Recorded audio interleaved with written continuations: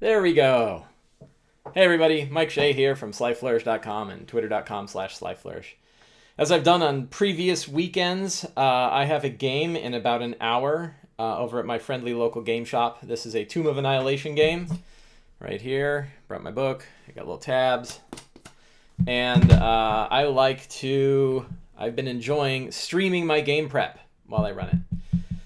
Looks like we got a few folks in the chat. Hello everybody. Captain Juggy, and Tilda de Wild. Welcome. I thought we would talk about D&D and go through some game preparation. When we last left my group, they are level 6 currently, and hi Miko Walrus. Our group had defeated the vampire captains that had been harassing the Bay of Chult and the trade routes between Port Nyanzaru and the mainland. They then hired a whole bunch, about 100 people, maybe, I guess about 50 people.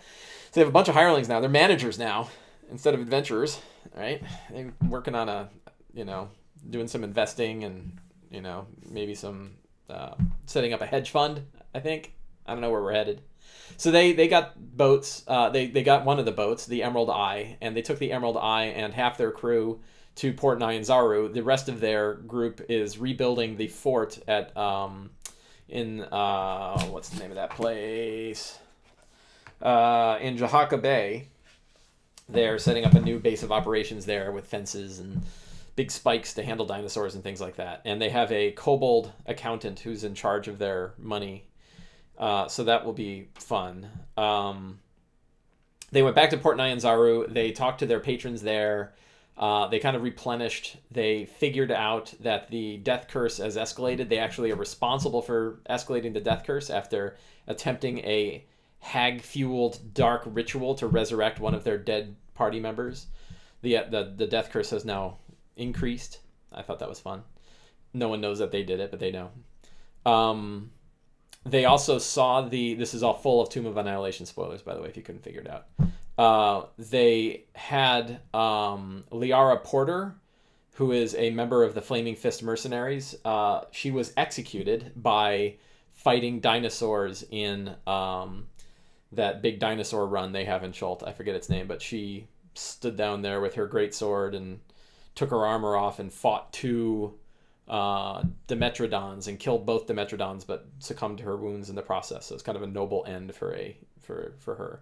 And it was pretty clear that she was covering the Flaming Fist, that the Flaming Fist did have an organized approach towards securing trade for Baldur's Gate, but she brought that information to her grave and accepted full responsibility for what happened. And the party kind of knows that, and that's sort of interesting. The party, by the way, are sort of mercenaries in the service of the Flaming Fist since they arrived in Chult.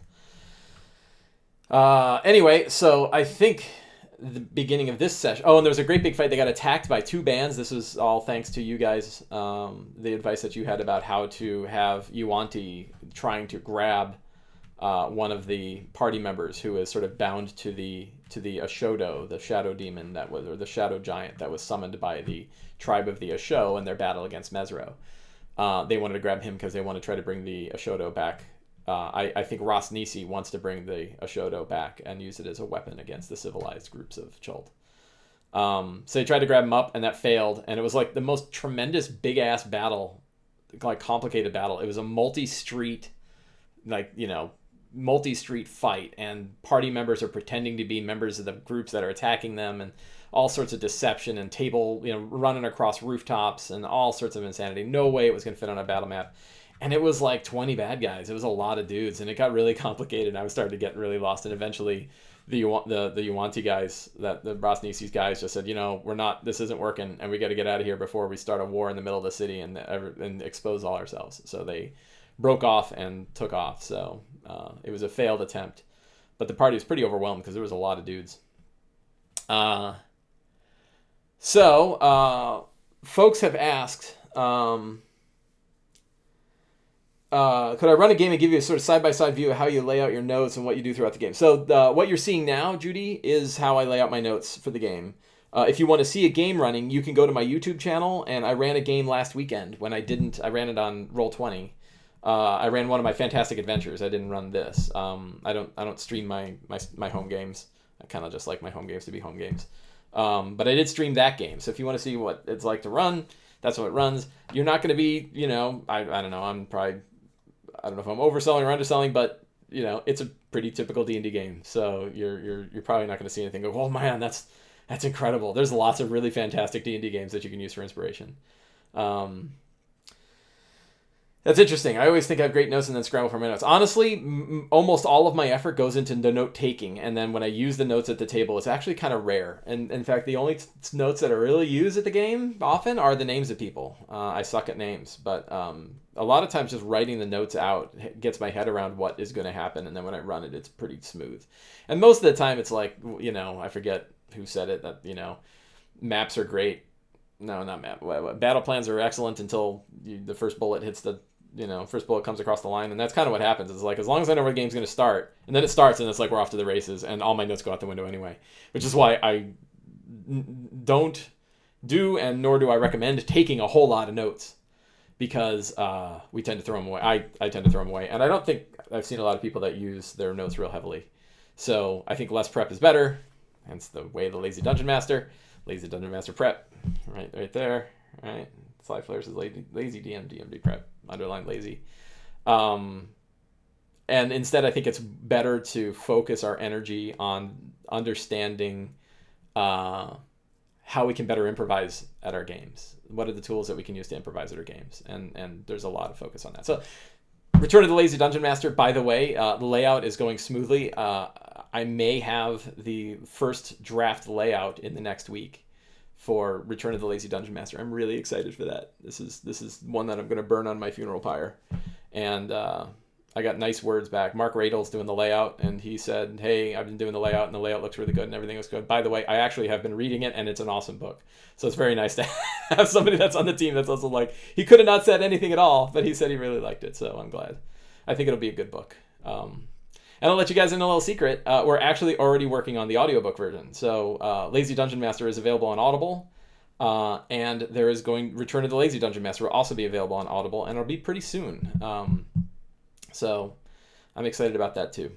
Unfortunately, because of the way Audible works, I couldn't give it away as a like a stretch goal or anything.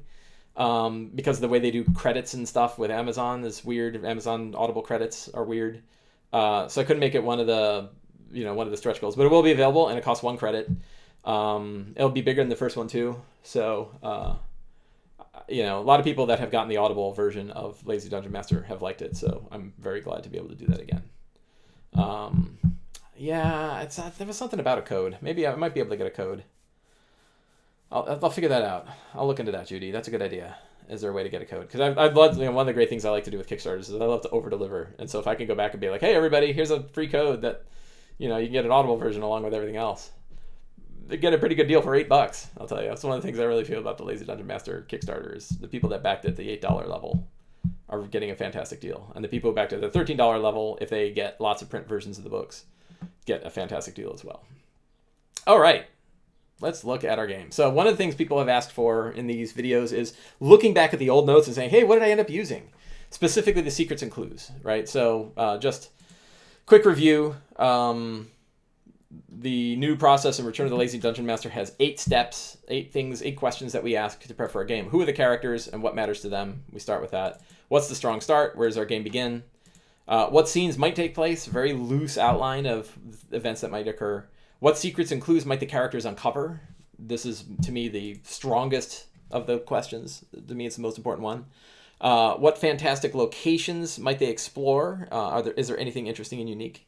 What NPCs might they meet? That's also kind of important because, again, I forget about names. What monsters might they face? I don't build traditional encounters anymore. I don't kind of set everything up. I just kind of say, like, what monsters might occur? And what magic items might they acquire? One I know, they need a cloak. It's time for a Cloak of Protection. One of my players has been desperate for a Cloak of Protection, so I think I'm gonna throw that in there. Yeah, Tilda, I'll look into that. I'll have to figure that out. I think that'll be great. The idea for a credit for Return of the Lazy Dungeon Master, that'll be outstanding. I have another secret that I'll let you guys in on. I'm just blowing secrets left and right. So Fantastic Locations, the book of 20 locations for your D&D game. The Don't Split the Podcast, one of the two owners of that station is Rudy Basso. Rudy Basso just finished recording the Audible audiobook version of Fantastic Locations. And it was at PAX Unplugged. We were all hanging out together, and we were outside waiting for somebody to get chicken at this chicken joint down the street. And Rudy said, "Hey, I have an idea for you. How do you feel about a Audible version of Fantastic Locations?" And I looked at him and I said, "That sounds like the stupidest idea I've ever heard. It's a reference book. Its intention is that people quickly open it up and read it and grab what they want, and they don't even have to read it. Like, that's the point of the book. So an Audible book, this long stream, that doesn't make any sense." And he's like, "Well, what if I give it a shot?" And I'm like, "Well, it's your time. Sure, I'll listen to it." And he did. And so, it went away, and I thought, Rudy's got other things. He probably forgot. So then all of a sudden one day, Rudy says, "Hey, here's a sample. What do you think?" And I listened to it, and I'm like, this is not what I was thinking. Like, this book is not, like, the reading of it was, first of all, he reads in this really awesome dramatic style. It's not this it's not a, kind of the neutral Audible style that you're used to. He's, very into what he's reading. Like definitely a lot of emphasis in his voice. And I listened to it and I was like, okay, so this isn't the kind of audio book you would use as a reference to quickly run at your game. But if you're in your car and you just want to digest some ideas for locations and just sort of let them flow over you and sort of fill your mind with fantasy stuff, this is a really interesting way to do it. Like, if you just want to get your D&D on and you just want to sort of load your head up with stuff, this could really work. And so I listened to the chapter he sent me. He sent me the chapter for the Forsaken Monastery. I forget what it's called, but it's like this old creepy demonic monastery with layer upon layer of old crap underneath and demons and weird cells. And I listened to it and I was like, I'm like, you're not going to use this at your game directly. It probably works, not to sell multiple copies of the same book, but it works really well if you have both the book itself and the Audible version, because the Audible version kind of lets you roll into it and get it in your head. And then you can use the book and you go, oh yeah, I definitely want to use this place. So anyway, that is going to be available. He finished the full Audible version of that, and it's in whatever quality control things are going on at Audible, and should be out in a couple weeks. So that's available too. I think it's about 5 or 6 hours long total. 20 locations, each location's about 15 minutes. So perfect for kind of a quick commute and just sort of say, like, I think for my game, I want to run, and they're all chapter break. So you can say, like, I want to use this Infernal Machine. I've got this idea for this Infernal Machine. You go to the Infernal Machine chapter, you listen to it, and just let the Infernal Machine lore sort of flow over you and gets you ideas. And then when you're running, you go, I know what I'm thinking about. So I was totally a naysayer at first, and then listened to it, and I was like, this is really cool. So look for that. I'll be tweeting about it, and you'll hear about it. But I think that will be great. And I don't know if I can offer a code for that, but maybe I can. So I'll look into, I'm going to add it to my to-do list right now. So, thank you guys. Look into Audible coupon codes.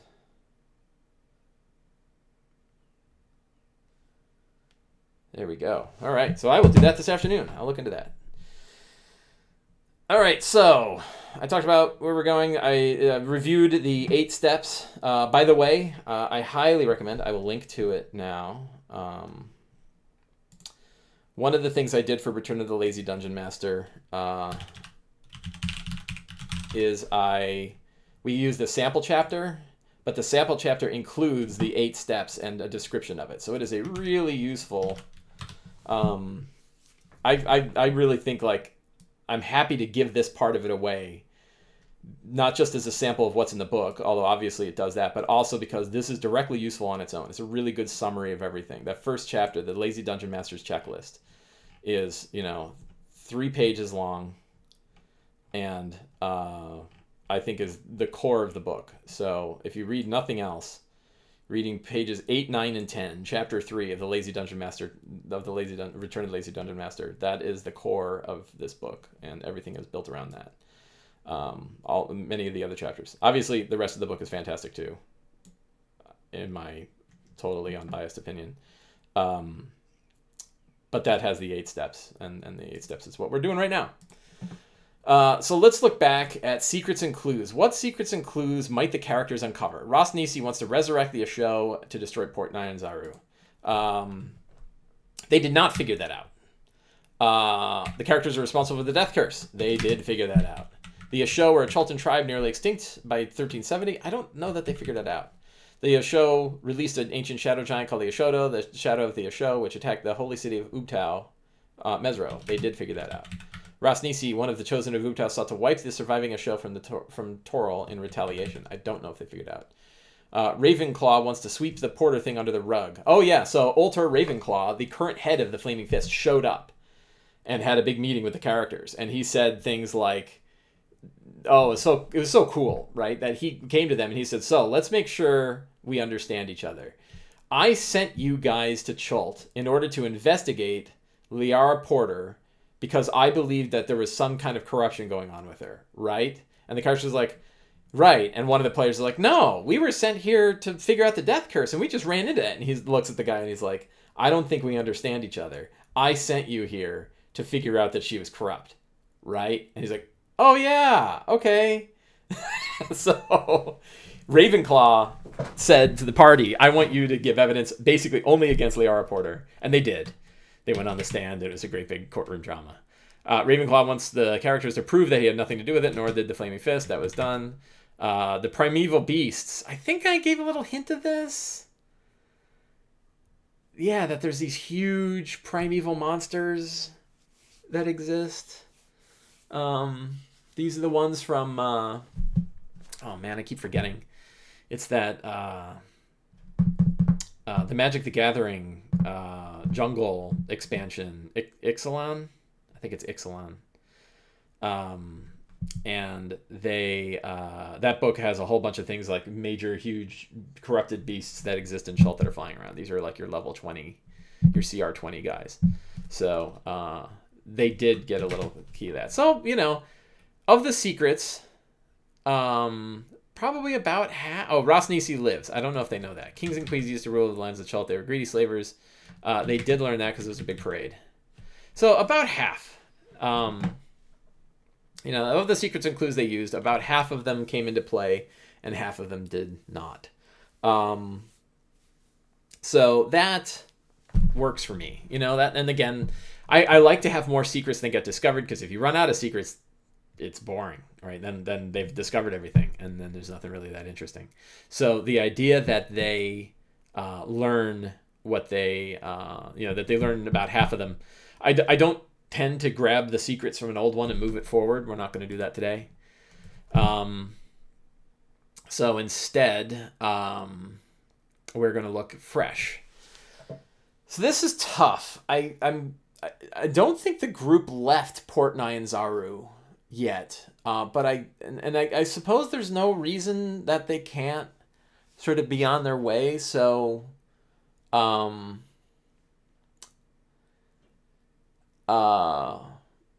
I don't want to have a big long montage about them getting back on the boat and sort of making their way back. But I think what might be interesting is Aremag wrecks a ship. So maybe a new ship is making its way in from Chult, or to Chult, and they don't pay Aremag. And Aremag wipes their ship out, and the wreckage of the ships like makes its way to the shore. That might be interesting. Aremag, I'm pretty sure I have that right. Aremag is the big ass turtle that guards the Bay of Chult. Yeah, Aremag.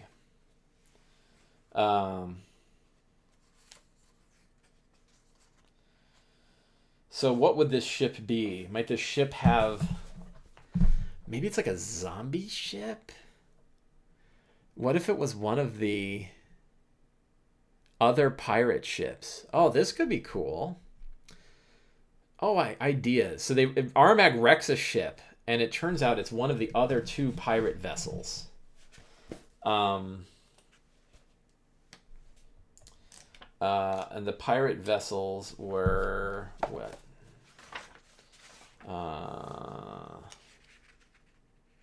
Jahaka Bay. There were 3 pirate vessels. Jahaka Anchorage. It could be the Dragonfang or the Sturge. I forgot to bring my dice. I'm terrible. I would love. I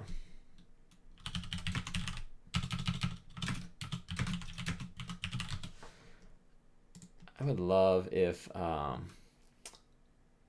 Roll20 had a dice roller in it.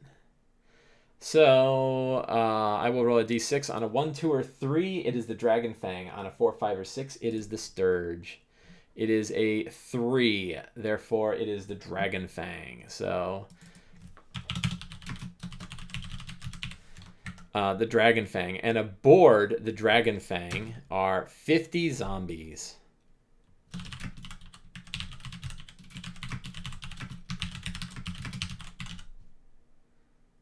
Roll20 does have a dice roller, yes. I can also just look up a dice roller on the D&D website. That's been here for like 30 years. 1995, I think. I think that's when they stuck this up here. Pretty great. God, I was in college back then. Although maybe it may have been 2005, but I think they've had this thing here for a long, long time. So the vampire captain left the Dragonfang, right? There were 2 other vampire captains, and maybe they see a, maybe they see another. Maybe the vampire died, right? Like maybe when the storms broke, one of the vampires died, and it didn't make it, and the ship sort of steered, got pulled by the currents. Yeah, it looks like it was 1995 when this dice roller came out. So 50 zombies. So now the starting scene is 50 zombies. Oh, and they could be filled with eels.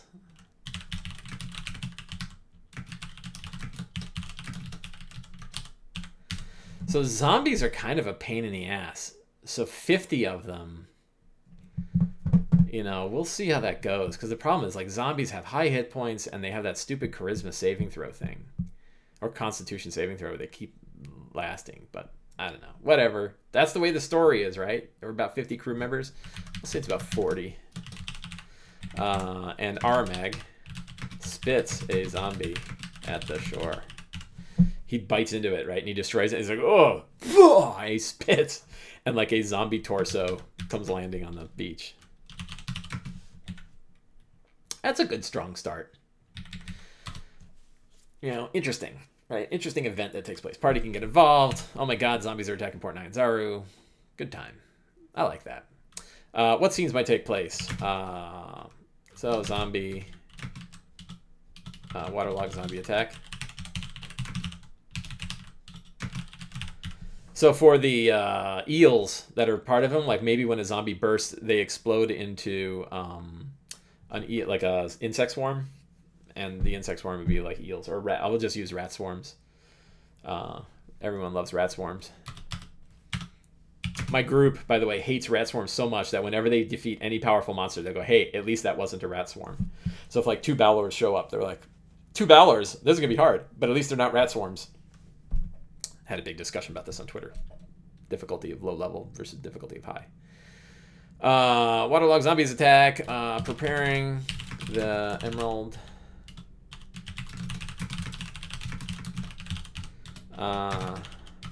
We'll do a C. I can't spell montage. How do you spell montage? Terrible. Hey, look, I can spell montage. Not Montague. Seafaring montage, return to Return to Jahaka Bay. Ghouls?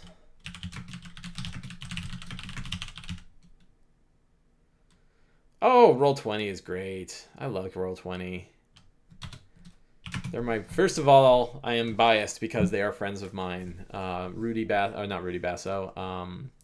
Richard Zayas, who's one of the owners of Roll20, was a regular at my group, and I had lunch with him a couple weeks ago.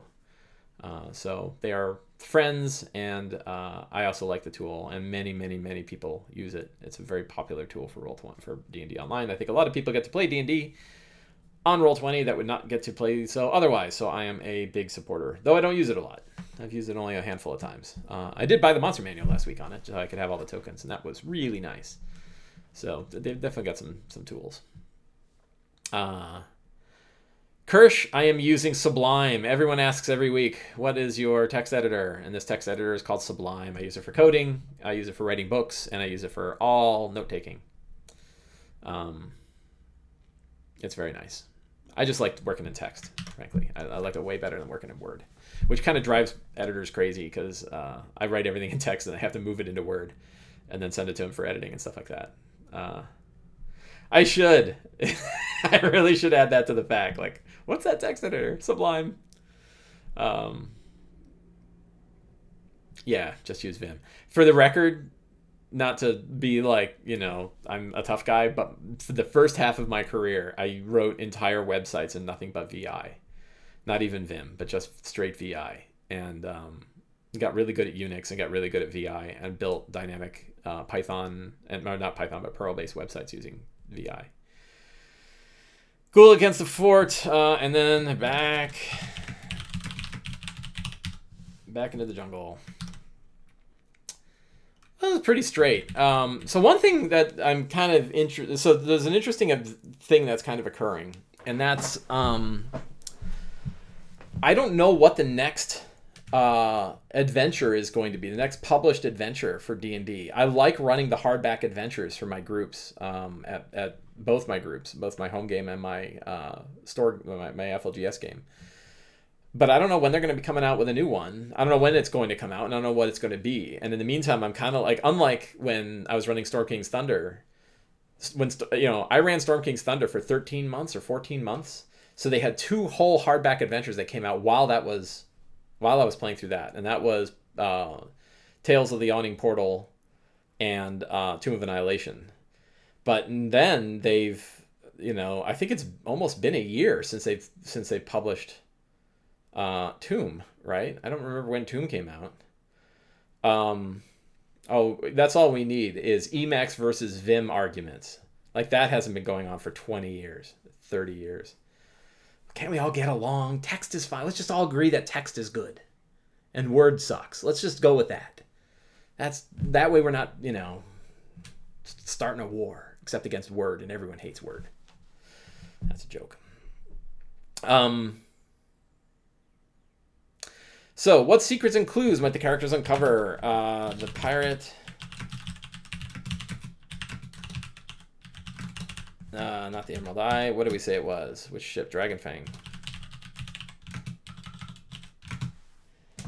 The Dragonfang. Elok Jaharwon.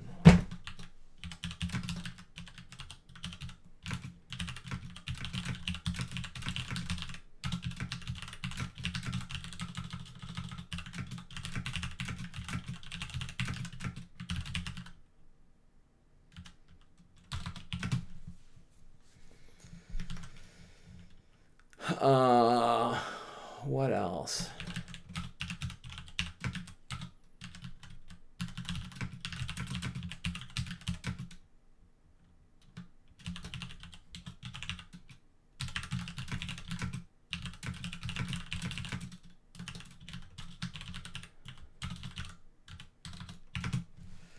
Working on my secrets. What are some other good secrets? We do, so the Omu, it's time to start injecting a lot of the Omu lore. How about...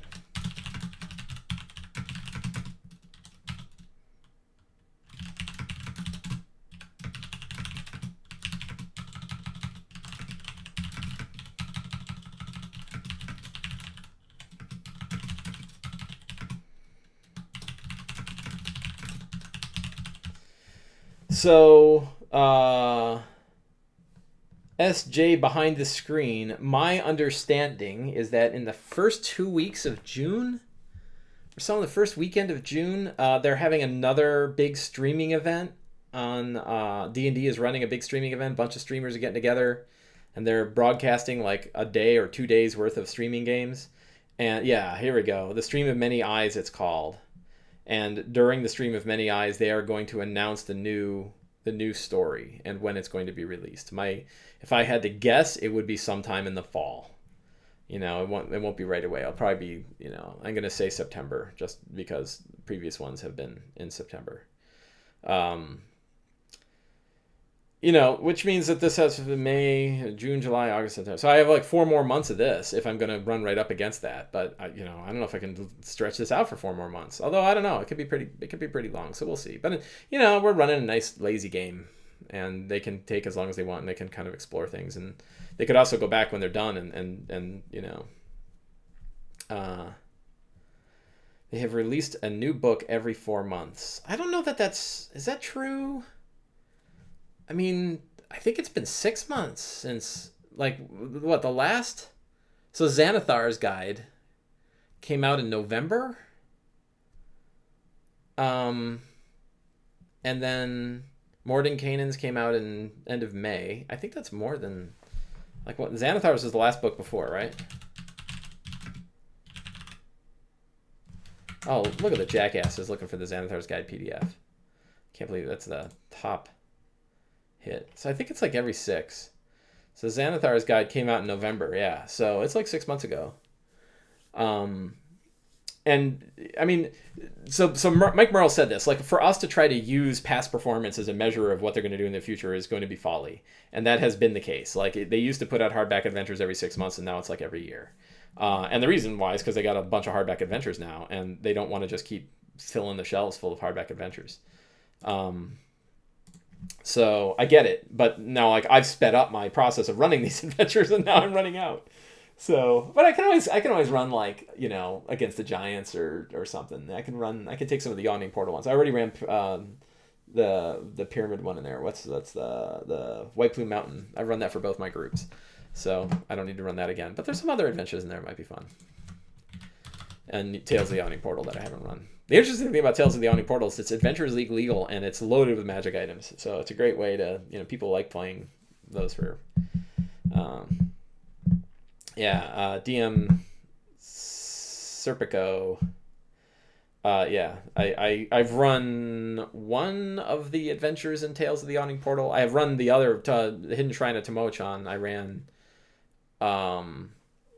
before it was in Tales. I converted it, but not from these groups, so I could run that again. And I haven't run the first 2, and I haven't heard great things about them. They're kind of like really big dungeon crawls with tons of people, and it's like, hey, look, more kobolds. So I'd have to kind of look at those. I have a friend of mine who ran both of them, and she could help me decide. And I don't know why they put Against the Giants in this one, because we just had shit tons of giants. I've run giants for 14 months. I don't want more giants, but I don't know, in a year I could run some giants.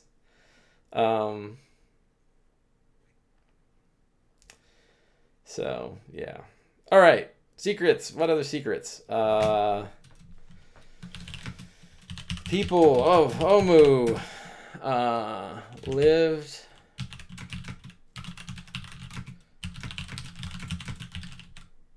They lived in decadence on the backs of slaves.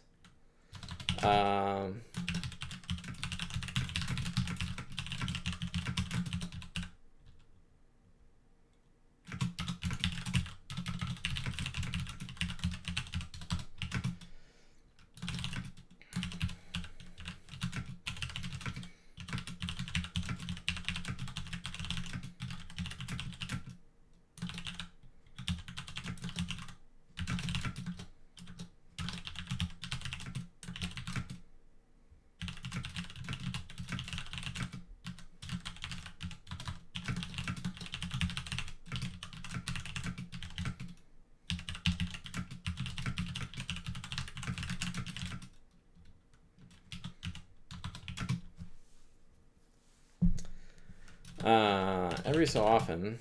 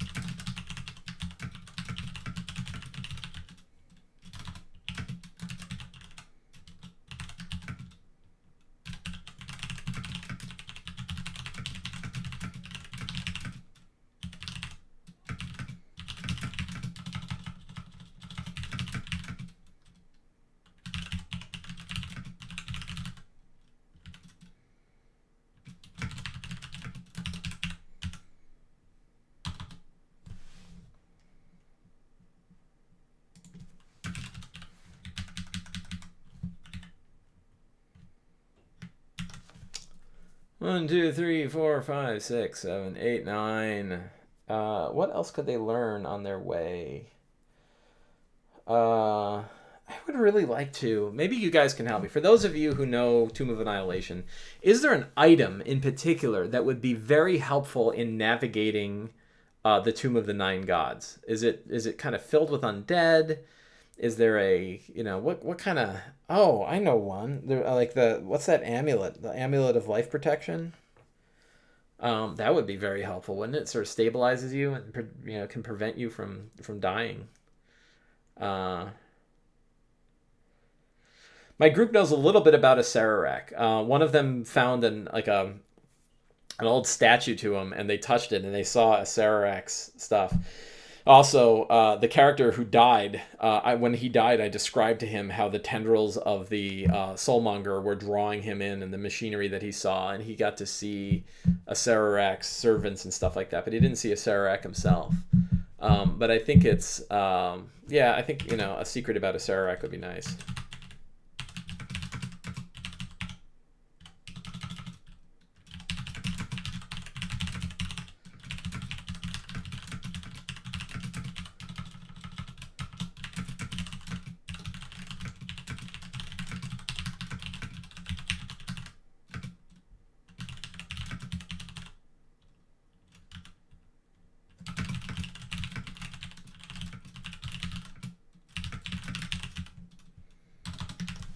That's a pretty good one. There's a whole section about a Sararak in here. Oh man, I just clicked something. I think everything's still working. Isn't there a whole about a Sararak? Probably good to mine.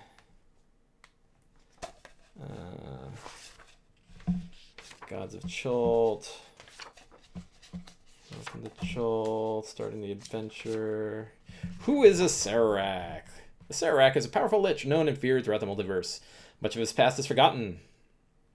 It's kind of mad, but hearing that name, my group was like, oh shit. Yeah, right. He's on the cover. Spoiler. Sararak, But yeah, people are like, oh my god. And they give me all kinds of crap because they're like, oh man, I hear a Sararak. There isn't a single door that can't be either opened or locked by a Sararak. Because if you look at a Sararak spell lineup, he's got freaking arcane lock, and he's got such dumb spells. I tell you, I'm a stat block junkie, and I always immediately go and I'm like, oh my god, look at this guy. He can cast 3rd level spells as a legendary action. 3rd level spells, but his 3rd level spells are arcane lock and knock are his 2nd level spells, so you can open doors and close doors. And then animate dead and counterspell are his 3rds. But no lightning bolt? Lightning, 3 lightning bolts around would be incredible. So I wrote a whole article about a better spell lineup for a Sararak, one that's based on the idea that he's exploring the multiverse. And if you were a Sararak, what would your spell lineup be when you're going about your day? And I thought it was really good, and that's the spell lineup I'm using because these are dumb. I guess you could run them, but it just, no. Much of his past is forgotten. In ancient texts, the Circe comes from a world called Orth. A Sararak travels the plains in search of artifacts. When he finds something useful, he locks it away. Although he's powerful enough to pursue godhood as other liches, Vecna being a prime example, a Sararak has no interest in being a god or being worshipped. He prefers to create evil gods and unleash them on mortals and immortals who oppose him. I wonder how many gods he's created before. Despite passing up opportunities for godhood, a Sararak attracts his fair share of followers and worshippers. He doesn't grant spells, nor does he give devotees much of his time. Mostly he just likes to watch them suffer and die as a result of the magical things. It's like, what a bunch of idiots. Although he has lived on many worlds and crafted countless demi-planes, spends most of his time building tombs. He fills each one with treasure to attract powerful adventurers and then kills them off in terrible fashion, using deadly traps and monsters while baiting and ridiculing them. The terror he evokes scars their souls. Boy, if you wanted to run like a 20-level dungeon adventure where you just go across the multiverse finding a Sararak's dungeons, it'd be a great 10 to 20 campaign. Terror he evokes scars their souls. Not too long ago, a Sararak found something in the... I'm not reading this part because it's so important. But he found something and he buried it in the tomb. That might be our 11th secret.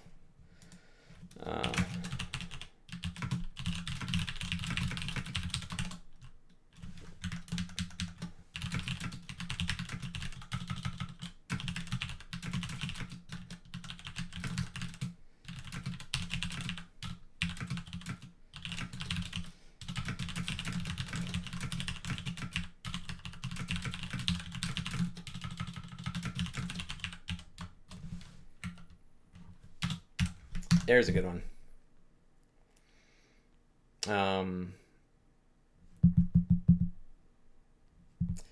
PCs like to see the greatest city in the land. They know, but yeah, that's the best. Well, I'm missing it. There's a whole conversation here.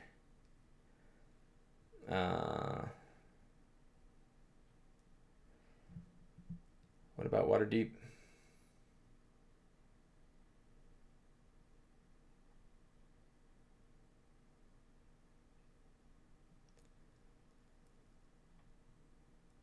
Sorry, I'm reading chat.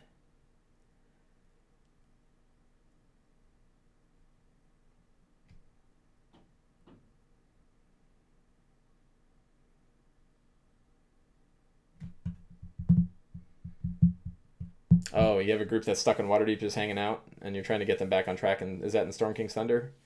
Behind the screen? SJ behind the screen? Fantastic locations. I don't really need many. So we have the new Jahaka Bay.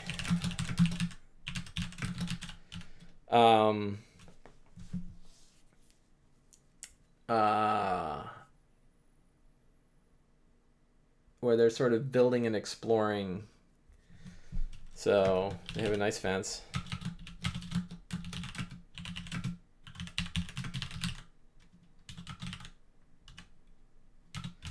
What else do they have? Watchtowers.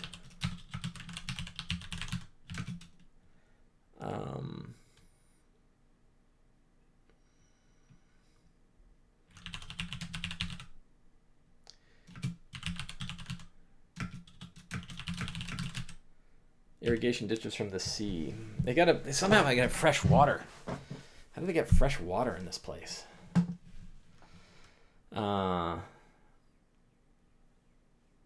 If you know, so the problem is all the water that seems to be coming from Chult into the oceans is filled with throat leeches.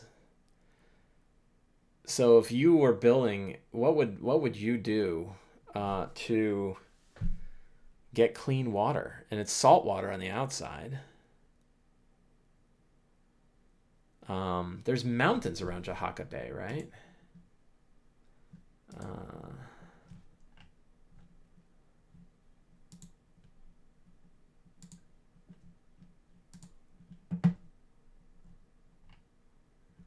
Land of Chult.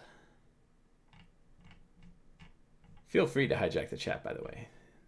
My this is terrible. No, stop. Open image in new window. No, I don't want that either.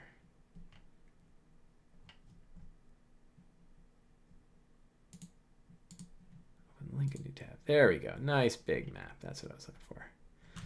So maybe they found that there's some, could there be glaciers on top of this? It's so south, far south, I don't think. So maybe there's like underground streams that have come from the mountains that aren't coming through the rivers and haven't been touched, and they believe so. They have irrigation ditches from the mountains.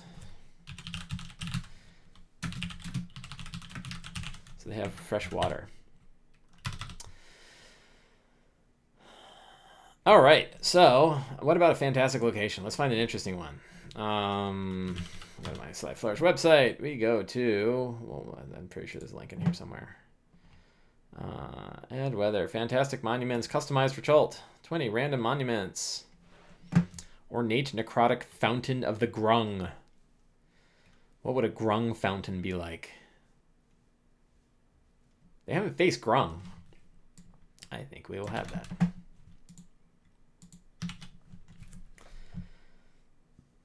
Yeah, so the rainwater gets caught. It turns out that there are some pools of rainwater in the mountains above, and it gets there. And because it doesn't go through sort of the groundwater of Chult, it doesn't get infected by throat leeches. So yeah, rainwater in cisterns and reservoirs. That can work too. Maybe they have a few different things, but they found that there's actually waterfalls underneath the mountains because they're inside they're underneath the mountains there.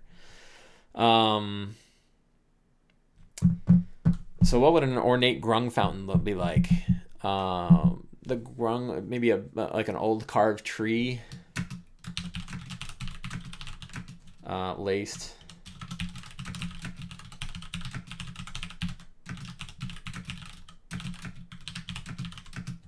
the Grungs have a deity? Let's look at Grungs.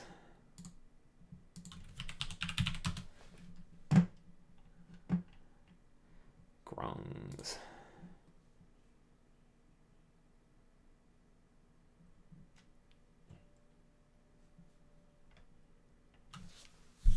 I need Grung gods.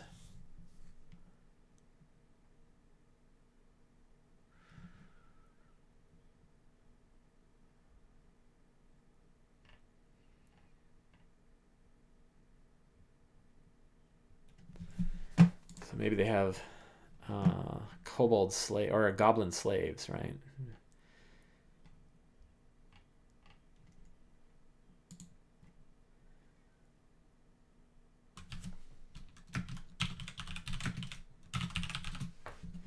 Let's see, I'm just gonna net.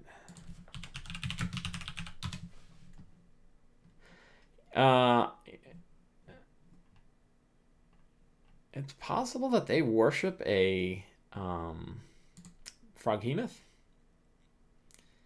I think we already had a Froghemoth, though. I think I already brought a Froghemoth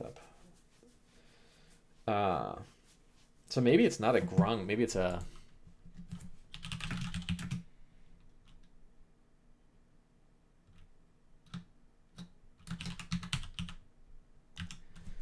So they have a Grung deity they call Hezro, and it actually is a Hezro.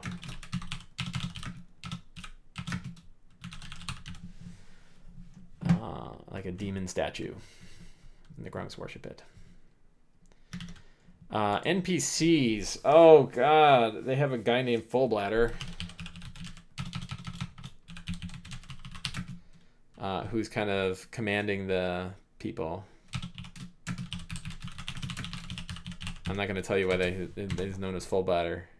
But let's just say those vampires did not die unsoiled. They're kobold. I forget his name, and I didn't write it down in here. I got it in my notes upstairs.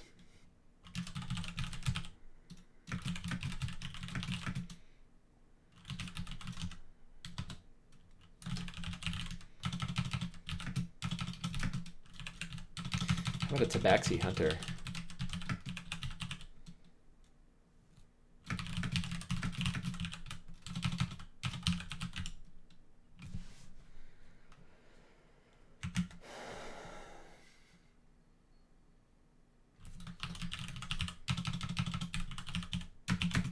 Raindrop, Tabaxi hunter. Any other NPCs they should meet?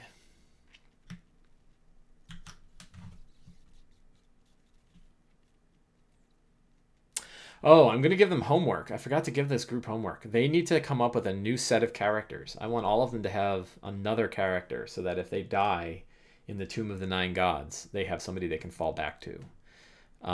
So we're going to talk about the fact that they have hired mercenaries. That's one of the scenes. I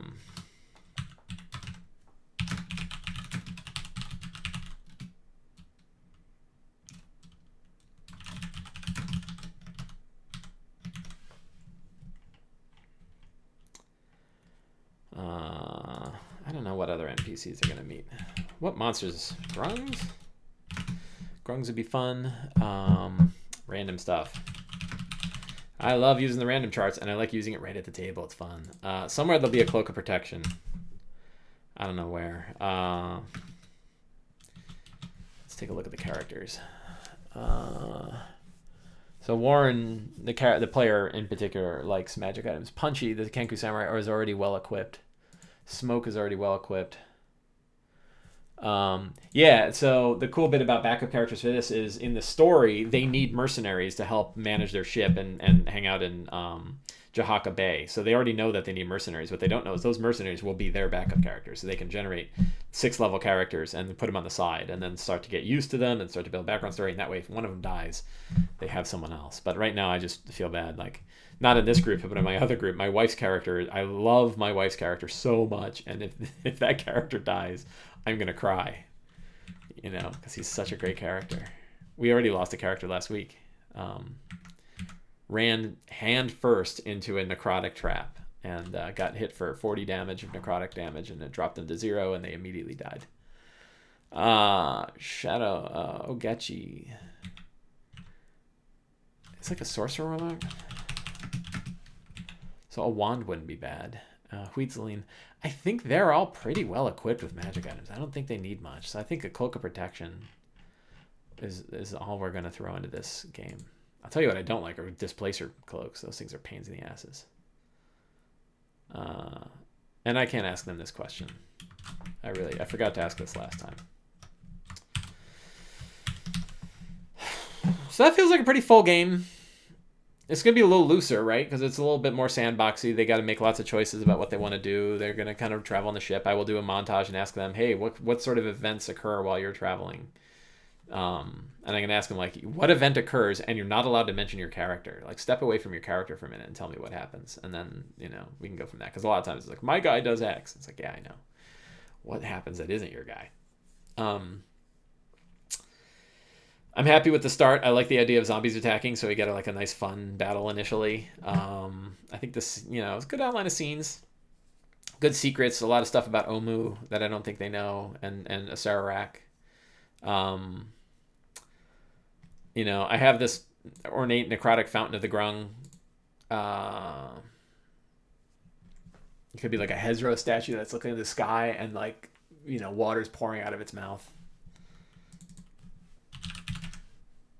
Imagine a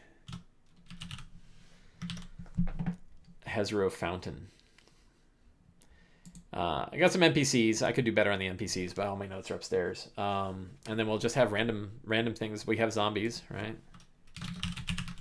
Grungs, maybe ghouls. Pack of ghouls.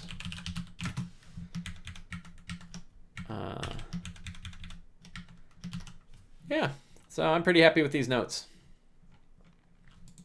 For those of you asking what my notes look like, that's my notes. I literally have done no other preparation for today's game other than this. I have this, and I have my bag full of crap that I bring to the game, and I run a 3-hour game from that. My games I like to keep short too, so if I was running a longer game, I probably need to prep more.